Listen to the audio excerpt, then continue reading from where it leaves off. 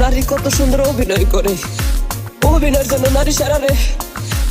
আল্লাহ আল্লাহ গো, কেন তুমি ওই বেঈমানের সাথে আমার দ্বিতীয়বার দেখা দিলা, দ্বিতীয়বার দেখা দিলা। তোর প্রেমেতে পইরা জীবন হইল রে ছাড়ে খা।